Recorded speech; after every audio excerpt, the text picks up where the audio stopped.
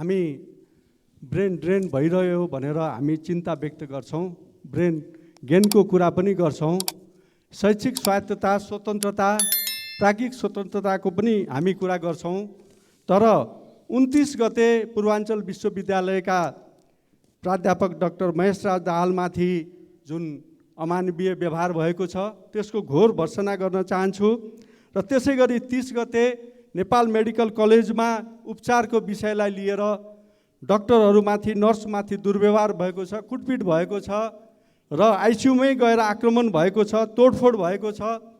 र यसरी कसरी हामी प्राज्ञिक स्वतन्त्रता, बौद्धिक मर्यादा कसरी गर्न सक्छौँ र कारबाहीमा जुन ढिलासुस्ती भएको छ, गठबन्धनको सरकार रहेसम्म देशका बुद्धिजीवीहरू, डाक्टरहरू यसै गरी अपमानित भइरहनुपर्छ।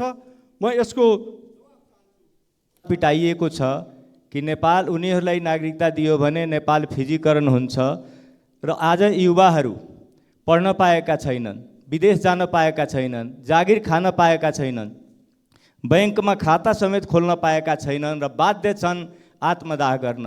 अस्ति माइती घरमा एकजना युवाले आत्मदाह गर्ने प्रयास गरे। तसर्थ म सरकारसँग माग गर्न चाहन्छु माननीय सभामुख मार्फत अविलम्ब ती नागरिकताविहीन भाइ बहिनीहरूलाई नागरिकता दियोस्। धन्यवाद। हिंसा मध्य प्रदेशको सबभन्दा गम्भीर समस्या बनेको छ, जहाँ हरेक दिन महिलाहरू आफ्नै परिवारका सदस्यबाट कुटपिट, हत्या, नराम्री घाइते भइरहेका छन्। कहिले श्वेता झा त कहिले नेहा चौधरी। भर्खरै धनुषा जिल्लाकी आरती शाह ससुरा र श्रीमानको कुटपिटबाट गम्भीर चोट लागेर मृत्यु भएको छ। यो हिंसाको प्रमुख कारण दाइजो हो। आखिर कहिलेसम्म तराईका महिलाहरूले यो समस्या भोगिरहनु पर्ने हो?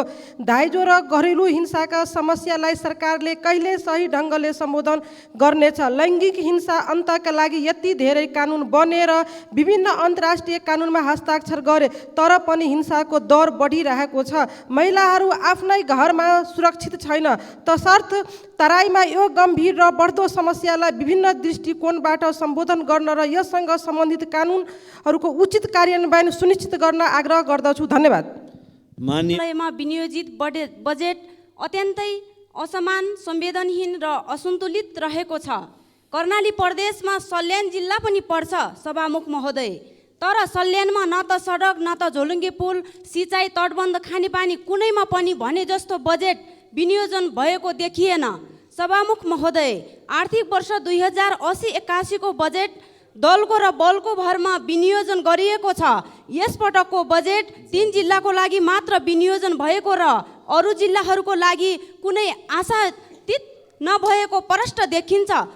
तसर्थ सभामुख महोदय, देशका सबै भूभाग हाम्रै हुन्, कुनैलाई काखा र कुनैलाई पाखा गर्न मिल्दैन। सभामुख महोदय, समान रूपमा वितरण गरिनुपर्छ। धन्यवाद। राष्ट्रिय परिचय पत्र बनाउनबाट इन्कार गरेकी छिन्। सभामुख महोदय, खैरुन्निसा अन्सारी एउटा प्रतिनिधि पात्र मात्रै हुन्। तराई मधेसका हजारौं महिला र पुरुषहरूले राष्ट्रिय परिचय पत्र बनाउनदेखि इन्कार गरिरहेका छन्। कारण के हो भने सभामुख महोदय, राष्ट्रिय परिचय पत्र बनाउँदाखेरि संविधानको धारा 24, 26 र 29 को भावना विपरीत, एउटा सांस्कृतिक र धार्मिक मर्यादा विपरीत चाहिँ महिलाहरूले सिन्दुर हटाउनु पर्ने, टाउकोमाथि राखिएको कपाल छोप्नलाई राखिएको दुपट्टा हटाउनु पर्ने, पुरुषहरूले कण्ठी हटाउनु पर्ने, टीका हटाउनु पर्ने, यस्ता बाध्यकारी नियम गराएर चाहिँ सभामुख महोदय एउटा राष्ट्रिय परिचय पत्रको फोटो खिचिन्छ। यस्तो बाध्यकारी नियम हटाउनको लागि म सभामुख महोदय सरकारसँग माग गर्दछु। हस्, धन्यवाद। धरना दिइरहेका छन्। सरकारले यो व्यवस्था गर्छु भनेर जाने त्यहाँ गएर केही कुरा बोल्दैन र त्यसो भावनाले देशभरिका ती बिचाराहरू आज काठमाडौँमा खर्चविहीन भएर काम जाने त्यो भद्रकालीमा अनसन बसिरहेका छन्। त्यस्तै सहकारीबाट ठगिएका नागरिकहरू पनि मण्डलामा बसेर आज कति दिन भइसक्यो।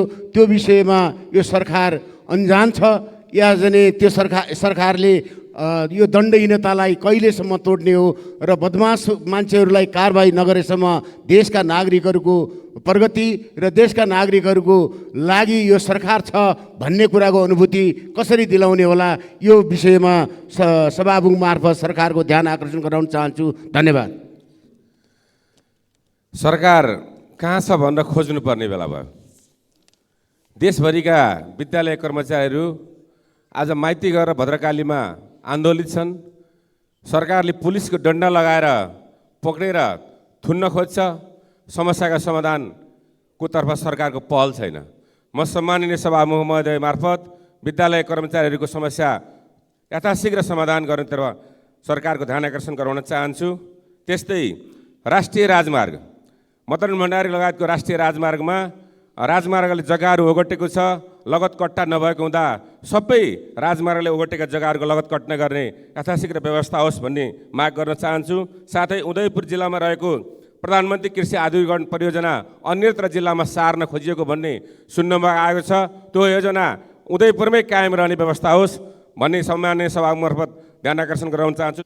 सम्माननीय सभामुख महोदय, सर्लाही जिल्लामा बागमतीको पूर्वी तटमा अवस्थित बरहतवा नगरपालिकाको वडा नम्बर 1, 2, 3, 4 र बरहतवा नगरपालिकाकै 13, 14, 15 वडा एकदम कटानको मुहानमा छ। हजारौँ बिघा जग्गा कटान भइसकेको छ। अब गाउँ बस्ती बगाउने छ। सरकारलाई बारम्बार हामी भनिरहेका छौँ कि त्यसलाई तटबन्ध गरिदिउँ। तटबन्ध गरेन भने 50,000 जनता 4-5वटा गाउँ बगेर जाने हो। उनीहरूको खेती योग्य जमिन त नाश भएको भए हो, तर सरकारले छुँदैन, किनकि मधेसको समस्या सरकारलाई छुँदैन। सरकारलाई खाली आसेपासेलाई नियुक्ति गर्नेमा समय व्यतीत हुन्छ, तर किसानको समस्या, जनताको समस्या, भूमिहीनको समस्या, नागरिकताको समस्या यिनीहरूले छुँदैन। त्यस कारणले सरकारसँग अनुरोध गर्न चाहन्छु कि त्यो बागमतीको पूर्वी तटबन्ध गर्नको लागि तुरन्त तत्परताको साथ काम होस्। धन्यवाद। सम्मानीय सभामुख महोदय, मधेसको कपिलवस्तु, रूपन्देही र नवलपरासीमा 24 घण्टामा 4 घण्टा 5 घण्टा जति चाहिँ लोड सेडिङ हुन लागेको छ। यस्तो गर्मीमा त्यहाँका चाहिँ जनताहरू परेशान छन्। राति सुत्न पनि एकदम कठिनाइ हुन्छ। 1-2 दिन नसुतेको अवस्थामा आम जनताको कुरै छोड्नु सर्वपूर्ण कुरा म गर्दैछु।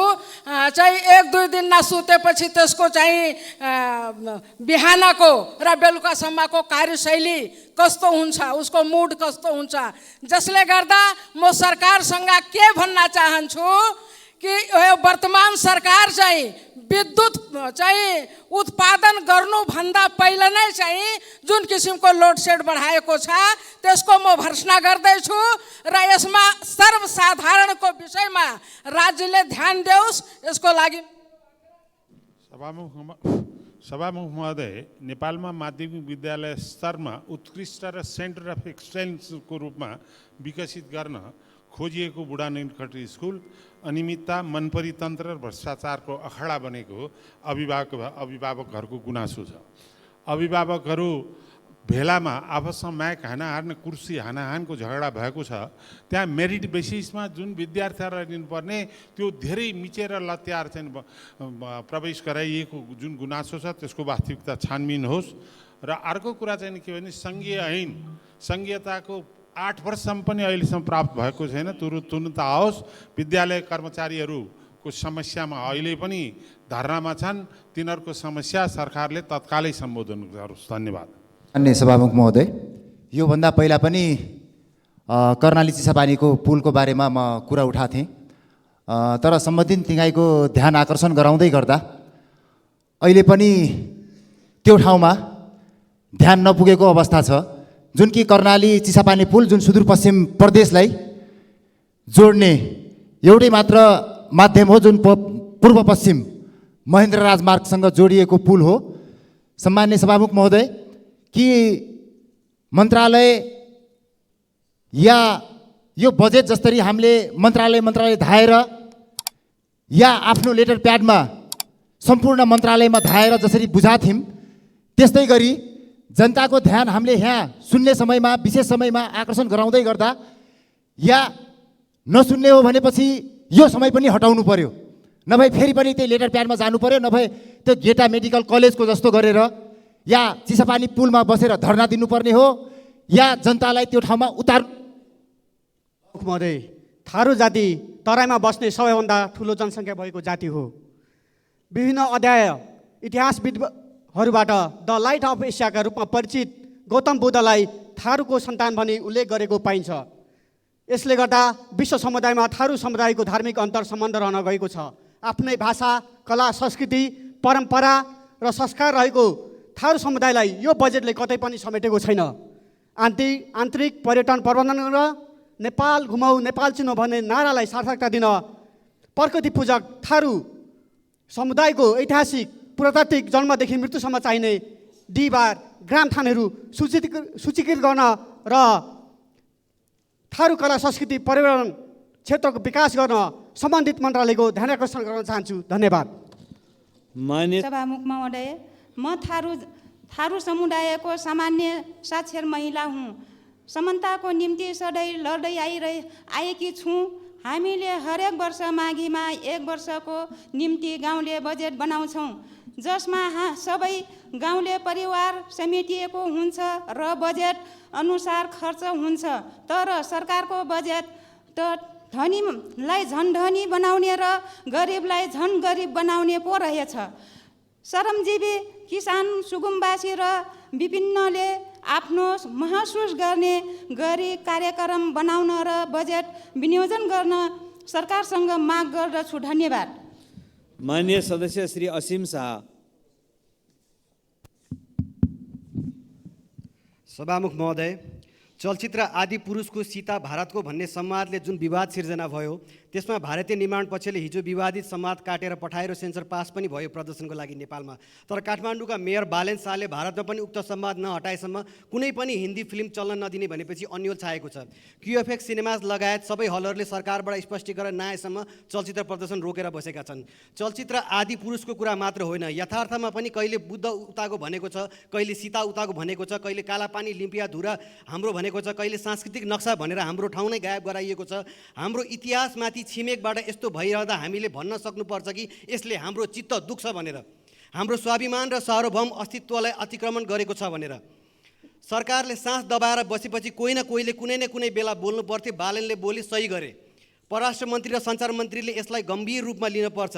नेपाली जनताको स्वाभिमानमा चोट पुग्ने यस्ता कुराहरू भावनात्मक नै किन नहुन्? सरकारले सम्बोधन नगरेपछि विभिन्न निकाय र जनस्तरबाट अहिले देखेको जस्तो प्रतिक्रिया देखिनु स्वाभाविक हो। यसलाई सरकारको। सभामुख महोदय, दोलखा जिल्ला कालिन्चोक गाउँपालिका वडा नम्बर 5 लापिलाङ भन्ने ठाउँमा 2072 सालमा ठुलो भूकम्पले धेरै ठुलो जमिन चिरा पर्यो। बर्खामा त्यहाँ पहिरो जान सुरु भयो। त्यो पहिरो अहिले पनि निरन्तर रूपमा जारी छ। पहिरोले 25 घर बगायो, 1000 रोपनी जग्गा पहिरोमा परिणत गर्यो। त्यहाँका 200 घर परिवारहरू विस्थापित भए। अहिले त्यहाँ लापिलाङ मावि छ, विद्यार्थीहरू पढ्न जानुपर्छ। विद्यार्थीहरू अहिले विद्यालय र विद्यार्थीहरू वारिपारी भएका छन्। त्यहाँ पुलको आवश्यकता छ।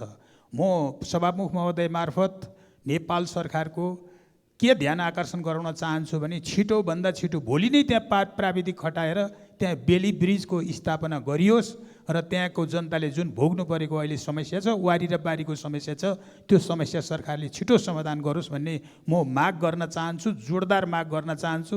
यो मेरो मागलाई शून्य समयमा एउटा मान्यले बोलेको कुरा भनेर सरकारले नलियोस्, म त्यो अनुरोध गर्न चाहन्छु। धन्यवाद। महोदय, आज प्रकृति पूजक मगर समुदायले मातृभूमिप्रति श्रद्धा र आदर प्रकट गर्दै धुमधामसँग मनाइने भूमि पूजा पर्व। यो पर्वको अवसरमा म स्वदेश तथा विदेशमा बस्ने सबै मगर समुदायहरूप्रति हार्दिक शुभकामना व्यक्त गर्दछु। सभामुख महोदय, तथ्याङ्क विभागले राष्ट्रिय जनगणना 2078 को हालै सार्वजनिक गरेको तथ्याङ्कमा सदियौँदेखिका मगर जातिभित्रको पुन, नेवार जातिभित्रको माली, गुरुङ जातिभित्रको घले, राई जातिभित्रको कुलुङ, चामलिङ, बान्तवा लगायतलाई छुट्टै जातिका रूपमा वर्गीकरण गरेर आदिवासी जनजातिलाई फुटाएर कमजोर बनाउन खोजेको छ। त्यसैले गलत मनसायका साथ सार्वजनिक गरेको उक्त विवरण तत्काल सच्याउन म सभामुख मार्फत नेपाल सरकारको गम्भीर ध्यान आकर्षण गराउँदछु र भन्दछु, नेपालको आदिवासी जनजाति समुदायको प्रमुख मुद्दा पहिचानको सम्मान नै हो। त्यो पहिचान सामूहिकतामा आधारित छ। आदिवासी जनजाति फुटाएर सरकारले राजनीति गर्न नखोजोस्, विलम्ब विवरण सच्याओस्। धन्यवाद। क्षेत्रमा क्वारेन्टाइन ल्याउने ल्याकत छ कि नै? सभामुख महोदय, त्यस क्षेत्रको समस्यालाई पत्रिका मार्फत जनताका प्रतिनिधिलाई झकझक्याएका वाक्य हुन्। कैलालीको खकरोला स्थित शक्ति भन्सार कार्यालयमा क्वारेन्टिनको माग गर्दै टिकापुर उद्योग वाणिज्य सङ्घ आन्दोलनमा उत्रिएको छ। 2052 सालमा शैलजा आचार्य कृषि मन्त्री हुँदा आएको क्वारेन्टाइन 59 सालसम्म सञ्चालनमा थियो। 75 साल असार 20 गतेको मन्त्री परिषदको निर्णयले खकरोला भन्सारलाई मूल भन्सारमा स्तरोन्नति गरे पनि भन्सार कार्यालयमा क्वारेन्टाइनको व्यवस्था नहुँदा फलफुल, खाद्यान्न, खाद्यजन्य कच्चा पदार्थ लगायतका अन्य सामान समेत आयात गर्दा त्यस क्षेत्रका बासिन्दा, व्यापारी, उद्योगपति अनेकौँ समस्या झेल्दै आइरहेका छन्। क्वारेन्टाइन नहुँदा भारतीय सीमावर्ती तिकुनियाबाट त्यहाँको भन्सार तिरिसकेपछि सिधै खकरोलाबाट भन्सारतिर सामान ल्याउन मिल्दैन। नेपालगञ्ज या धनगढी जानुपर्ने बाध्यता छ। सरकारको दृष्टि पुगोस्, खकरोला भन्सारमा छिट्टै क्वारेन्टाइनको व्यवस्था गरियोस्। सभामुख मार्फत सम्बन्धित मन्त्रीजीको ध्यान आकर्षण गराउँछु। अन्यथा जनताका प्रतिनिधि हामी जनतासँगै सडकमा जानुको विकल्प छैन। धन्यवाद। आव 2080-81 को बजेट अन्तर्गत पूर्वी पहाडी जिल्ला ताप्लेजुङको सन्दर्भमा कुरा गर्दैछु। पूर्वी अलैँची पूर्वी पहाडी जिल्लाहरूको प्रमुख आय आर्जनको स्रोत हो। अझ ताप्लेजुङको प्रमुख उत्पादन नै अलैँची हो। पछिल्लो समय खडेरीका कारण अलैँचीका बोटहरू सुकेर किसान चिन्तित छन्। सिँचाइको अभावका कारण उत्पादन घटिरहेको छ। जिल्लाका 61 वटै वडाबाटै सिँचाइतर्फका योजना माग सम्बन्धित निवेदन मन्त्रालयमा पेश गरेको थिएँ, तर एउटा योजना पनि ताप्लेजुङ जिल्लालाई पारिएको छैन। सम्माननीय सभामुखज्यू मार्फत सिँचाइ मन्त्रीज्यूलाई सोध्न चाहन्छु, ताप्लेजुङ जिल्ला बिर्सिनु भएको हो कि आज सामान्यभन्दा सामान्य बजेट पनि हामीले पाउन नसक्नुको कारण के हो?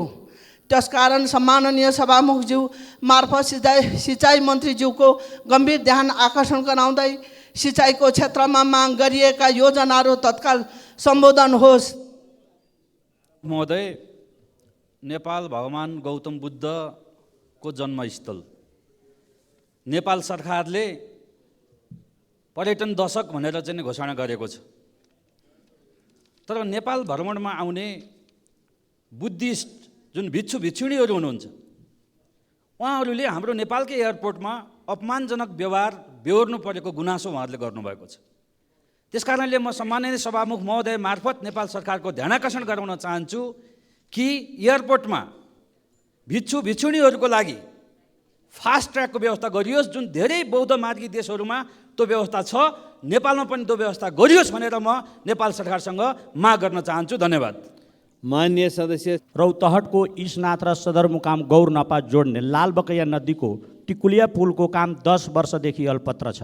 स्थानीयलाई आवाज जावत गर्न वर्षामा डुङ्गाको जोखिमपूर्ण यात्रा गर्नुपर्ने हुन्छ भने हिउँदमा बाँसको पुलको सहारा लिनुपर्ने बाध्यता छ। विगतमा डुङ्गा पल्टेर कयौँ सर्वसाधारणको ज्यान गुमाइसकेका छन्। त्यही टुकुलिया पुल चाँडो बनोस् भनेर पत्रकार सञ्जय सहनी चैत 1 गतेदेखि 4 गतेसम्म आमरण अनसन बस्नुभएका थियो। भोक प्यासले उहाँको स्वास्थ्य स्थिति बिग्रिँदै गएपछि म सहित पुल महाशाखाका प्रमुख उमेश बिन्दु श्रेष्ठ समेतको विशेष आग्रहमा 1.5 वर्षभित्र पुल निर्माण हुन्छ भनेर सम्झौता गर्दा पत्रकार सञ्जय सहनीले अनसन तोड्नु भएको थियो। अनसनपछि पुलको नयाँ प्रक्रियाबाट टेन्डर पनि भयो। अहिले पुल निर्माणको प्रोसेस फाइल अर्थ मन्त्रालयमा जाममा फँसेको सुन्दैछु। फाइल जाममा किन पर्यो? जाम खुला के गर्नुपर्छ?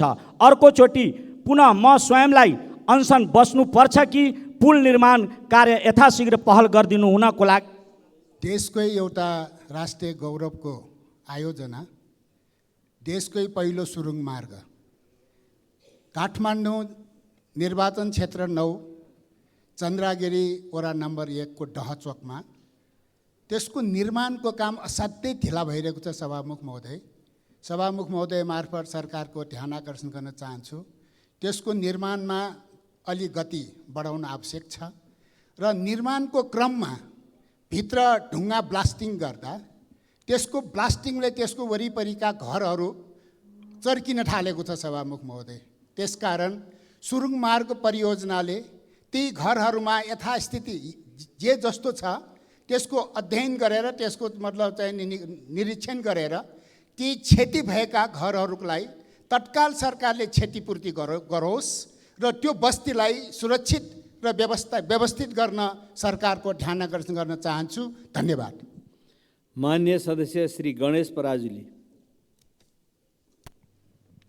सम्माननीय सभामुख महोदय, कृषि उत्पादन वृद्धि गर्न गुणस्तरीय बिउ र कृषि मल समयमा उपलब्ध गराउने छु भनेर बजेट मार्फत अर्थमन्त्री तथा स्वयं प्रधानमन्त्रीज्यूबाट गरिएको प्रतिबद्धता सुन्दा लाग्थ्यो अब कृषक जनताको मल र बिउ अभावको पीडा कहिल्यै सुन्नुपर्ने छैन।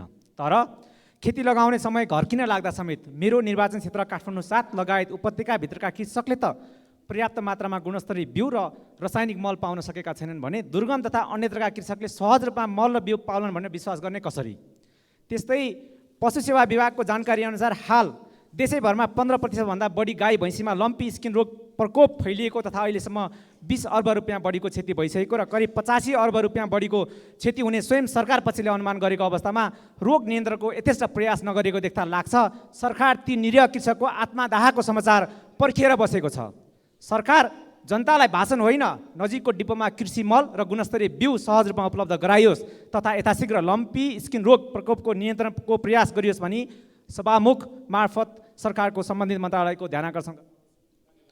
माननीय सदस्य श्री गोमा लाभ सापकोटा।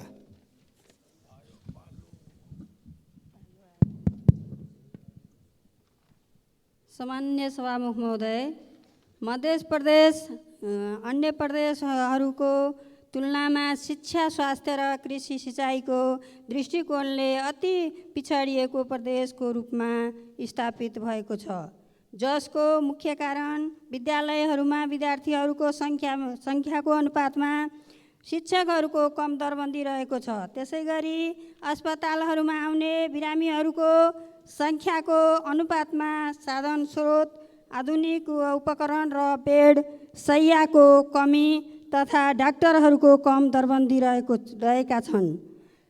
त्यसै गरी सिँचाइको लागि नदीहरूमा बाँध, कृषि नहर र प्रत्येक 4 बिघामा डिप बोर्डिङको आवश्यकता भएकोले यी समस्याहरूको छिट्टो समाधानका लागि म सभामुख मार्फत नेपाल सरकारको सम्बन्धित मन्त्रालयलाई गम्भीर ध्यानाकर्षण गराउन चाहन्छु। धन्यवाद।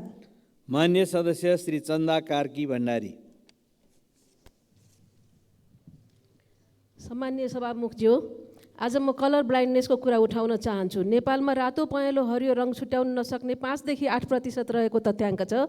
यो जन्मजात हुने हुँदा यसको कुनै उपचार पनि छैन र धेरै व्यक्तिहरूले सवारी चालक अनुमति पत्र लिँदा तथा आर्मी पुलिसमा भर्ना हुन जाँदा मात्रै यो समस्या थाहा पाउँछन्।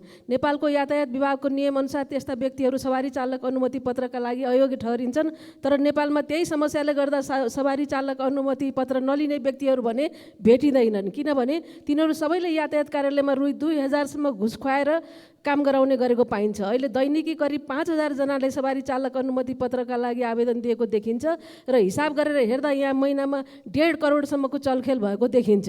यो आँकडा नयाँ सवारी चालक अनुमति पत्र लिनेहरूको मात्रै हो, रिन्यू गर्दाको होइन। अस्ट्रेलिया, अमेरिका जस्ता देशहरूमा यस्ता व्यक्तिहरूलाई सजिलै यो अनुमति पत्र दिइन्छ भने केही देशहरूमा निजी सवारी साधन चलाउन मात्रै पाउँछन्। अहिलेसम्म रङ छुट्याउन नसकेकै कारण सडक दुर्घटना भएको रेकर्ड पनि भेटिँदैन। यस विषयमा सम्बन्धित निकायको गम्भीर रूपमा ध्यान जाओस्। यो देश चाहिँ भूमाफिया, जलमाफिया र वनमाफियाको प्रभावबाट मुक्त छैन भन्ने कुरा महसुस हुन्छ। त्यसै क्रममा मैले मध्य पहाडी लोकमार्गको भेरी नदीको मोटेरेबल पुलको विषयमा कुरा उठाउन चाहिरहेको छु। त्यो पुल चाहिँ निर्माणाधीन छ। आज सम्झौता भएको 12 वर्ष भइसक्यो। त्यसको लागि 2 करोड र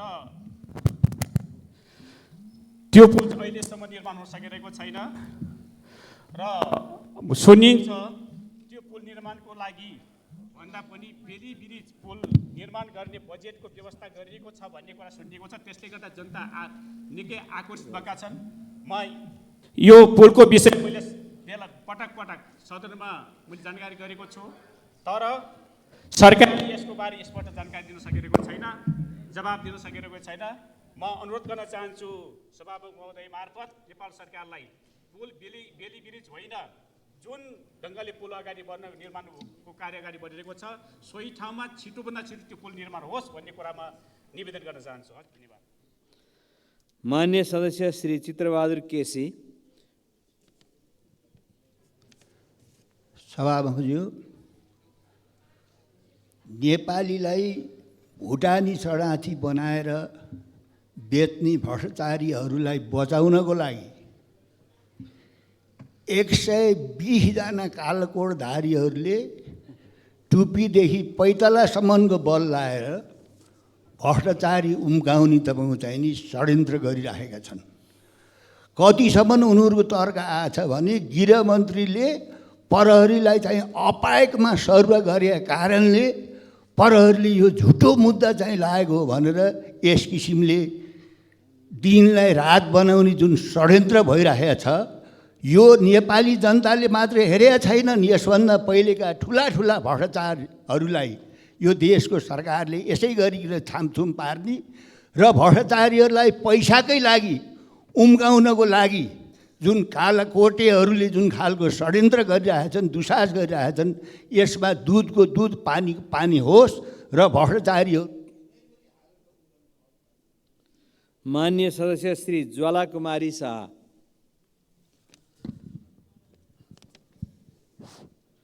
सम्माननीय सभामुख महोदय, शिक्षक कर्मचारी विद्यार्थीहरूको हकमा गुणस्तरीय शिक्षा र शिक्षकहरूको दरबन्दीको व्यवस्था सरकारले अहिलेसम्म किन गर्न नसकेको मेरो प्रश्न। सम्माननीय सभामुख महोदय, मधेसमा 45 डिग्री तापक्रम छ र त्यहाँको बारा, पर्सा, रौतहट, सर्लाही, महोत्तरी, धनुषा, सिराहा, सप्तरी लगायतको जिल्लाहरूमा पुरै मुहान सुकेर त्यहाँका जनताहरू बिना पानीको माछा जस्तो छटपटिरहेको अवस्था छ र अहिलेसम्म सरकार चुप लागेर बसेको अवस्था छ। यसलाई म ध्यानाकर्षण गराउन चाहन्छु कि छिटो पानीको व्यवस्था होस्, बत्तीको व्यवस्था होस् र सिँचाइको व्यवस्था होस् भनेर म ध्यानाकर्षण गराउन चाहन्छु। तेस्रो कुरो चाहिँ जन्मसिद्धको छोराछोरीले वंशजको नागरिकता पाउनुपर्छ। सरकारले अहिलेसम्म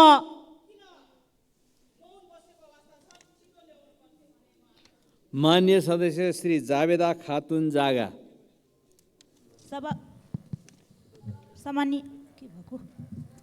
सम्माननीय सभामुख महोदय, बर्दिया जिल्ला बाढी र डुबानले प्रभावित जिल्ला हो। उक्त जिल्लामा बाढीले गर्दा धेरै घरहरू डुबाउन पर्ने र अन्न बालीहरू समेत नष्ट हुने लगायत जनधनको क्षति हुने गरेको छ। टोटिया क्षेत्र र चेपाङ बाँध फुट्ने लगायतका खतराहरू बढ्दै गइरहेको छ र नदी किनार डुबान हुने र गर्दा त्यसको व्यवस्थापन र तटबन्धनको लागि म सरकारको ध्यान आकर्षण गराउन चाहन्छु। सभामुख महोदय, 2072 को बाढीले बर्दिया जिल्लामा दर्जनको ठुलो मात्रामा क्षति पुर्याएको थियो। सरकारले भूकम्प पीडित सराहा क्षतिपूर्ति दिने निर्णय गरे तापनि अहिलेसम्म उक्त क्षतिग्रस्त पीडितहरूले क्षतिपूर्ति नपाएको अवस्था छ। त्यसकारणले म भन्न चाहन्छु सभामुख महोदय, त्यो क्षतिग्रस्त। मान्य सदस्यहरू, शून्य समयमा बोल्ने क्रम यही समाप्त हुन्छ।